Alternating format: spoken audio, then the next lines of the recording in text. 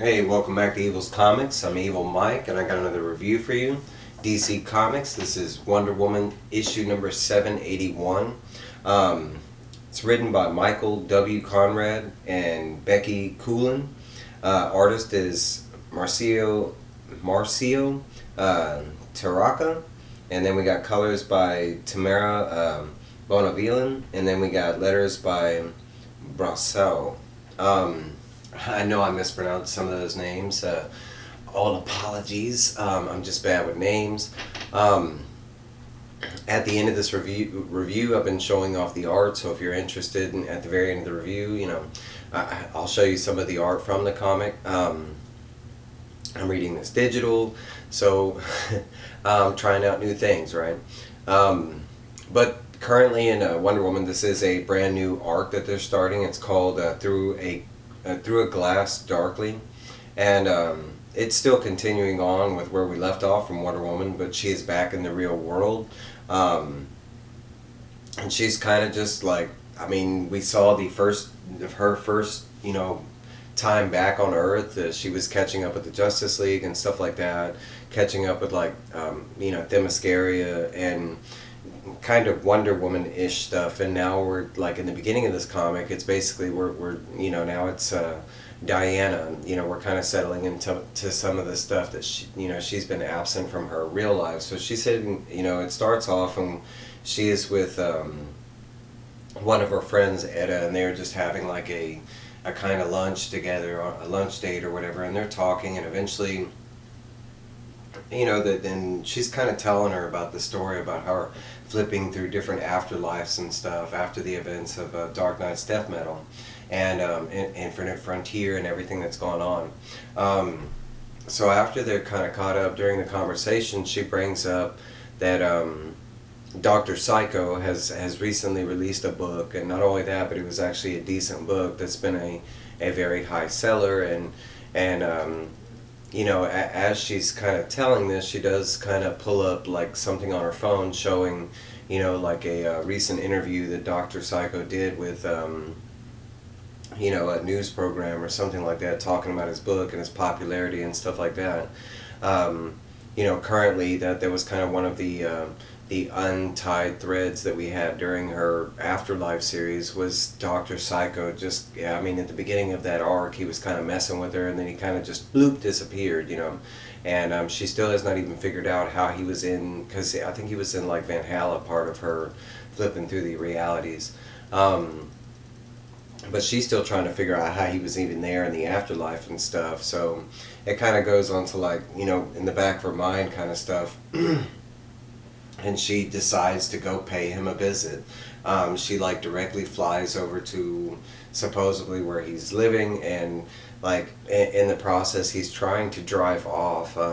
She ends up stopping the car and kind of confronting him. Like he rolls down her window and she's like, "Hey, Wonder Woman," and she basically does one of those like, "Hey, I've got my eye on you. You better not be doing anything."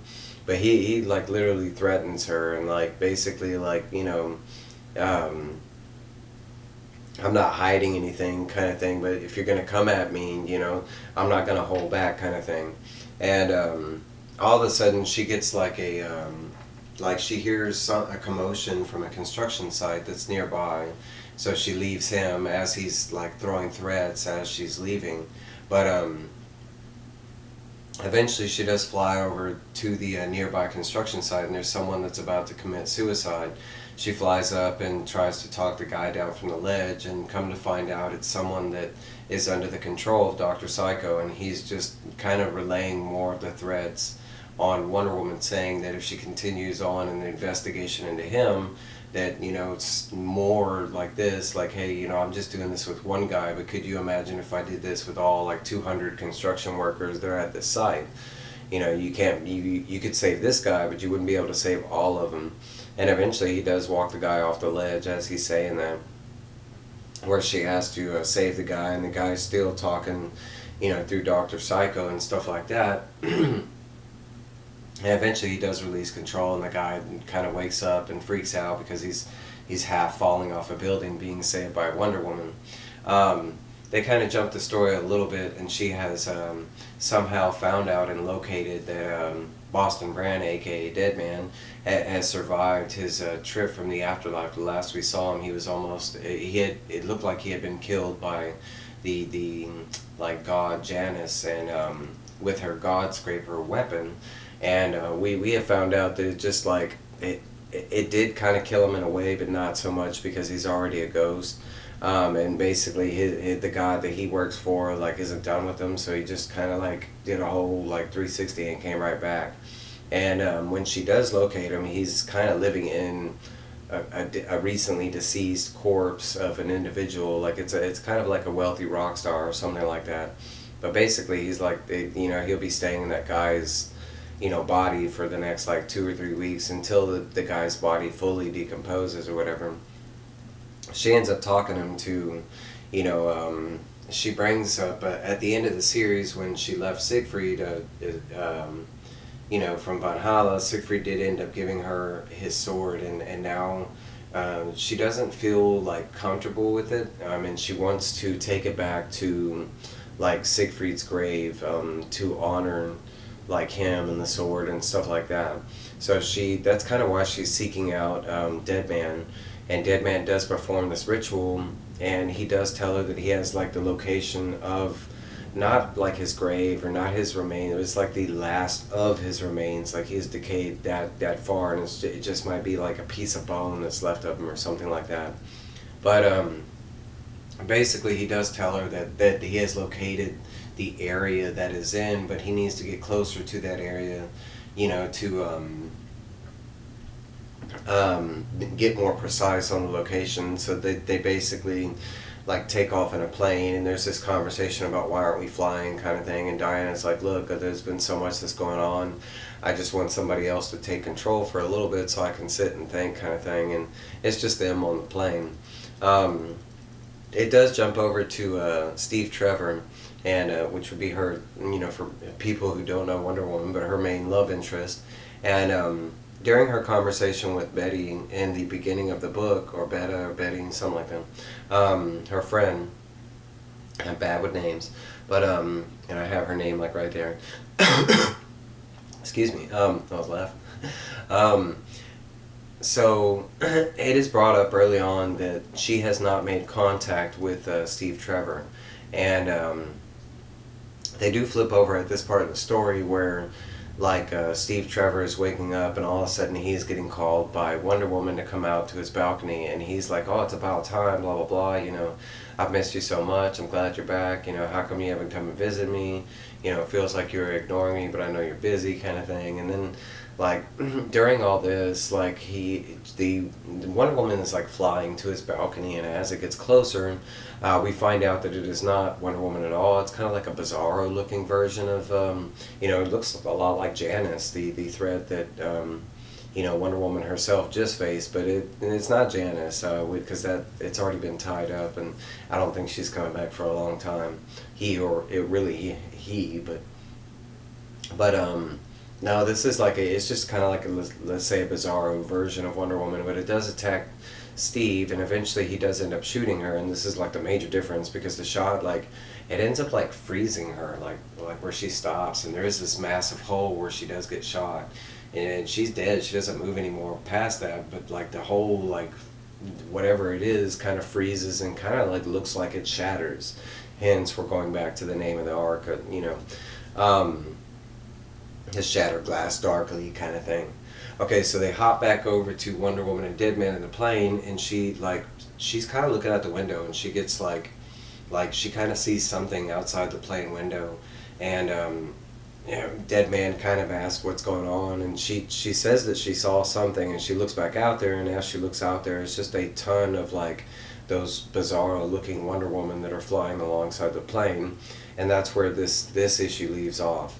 There is a side story at the very back of the book for those who are interested in these side stories, which I've read all of them and loved every single one of them.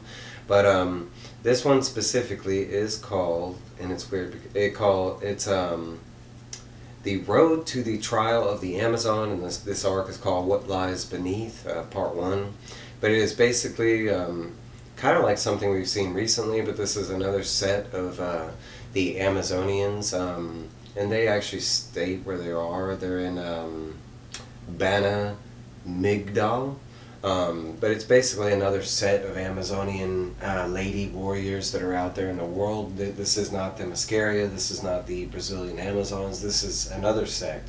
But this is where Artemis is from. And it's basically like an initiation type of scene where they're bringing in through 3 new recruits to be handpicked to be Amazonian women.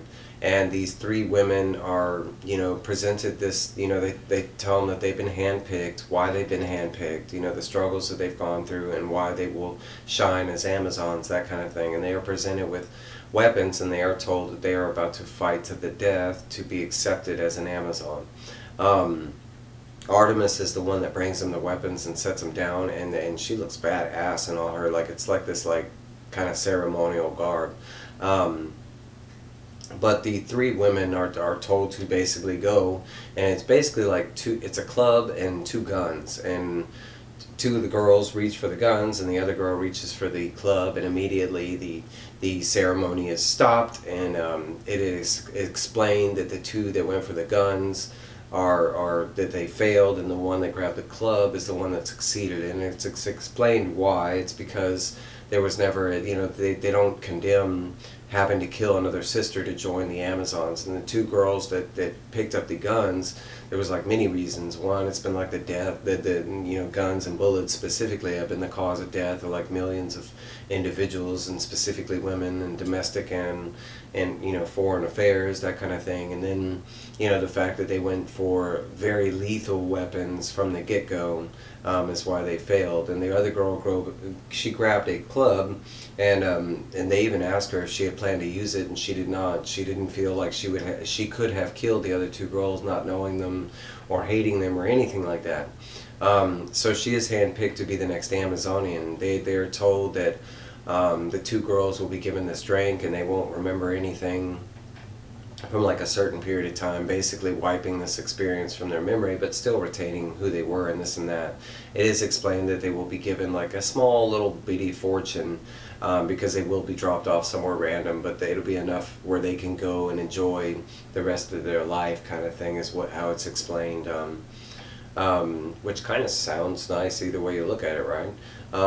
But the one that is handpicked, she does, perform this certain ceremony that they set up with these specific Amazonians. There's a ritual of blood, some oaths, and basically she becomes an Amazonian, dropping her previous name and title and everything that she was before. And now she is a brand new woman with a brand new name.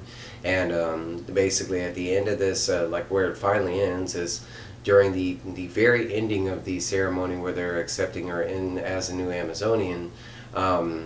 Artemis these bells start going off, and Artemis just yells that there is something attacking their front gates, and they kind of span to the front gates, and it's just a huge chimera that has broken the gates, this mythical Greek creature that is breaking through. But that's where they left us off on both stories. So overall, man, this issue was amazing. I am very new to Wonder Woman, and really I just started reading her after the the death metal series. But since that moment, they've been doing, it has been phenomenal all the way through. And I'm not a huge Wonder Woman fan, but it has been one of my favorite reads week to week when they have dropped it. And even with this new arc, I was kind of nervous. They did change the art a little bit, but after the first 2 pages, I was hooked. The art was stellar. And it was a phenomenal read. I'll show you a little bit of the art, and I'll let y'all get back to whatever y'all doing in the world. I do thank y'all for stopping by. This is the side story, and I'll go backwards and show you some. This is just some of the the ceremony that's going on for the new girl. I'll flip through. And this is, that art right there is just, I think this is the first time art from, from this artist that I can recognize their name. There's that bizarre looking Wonder Woman. This is the attack on Steve Trevor. him basically shooting her, and that's her like doing that weird, like I mean, but she just stays frozen like that, and you can see the hole. You got some Dr. Psycho, conversation. This dead man in his decomposed body. But hey, that's my review, and I will let y'all go, and y'all have a good one. Bye.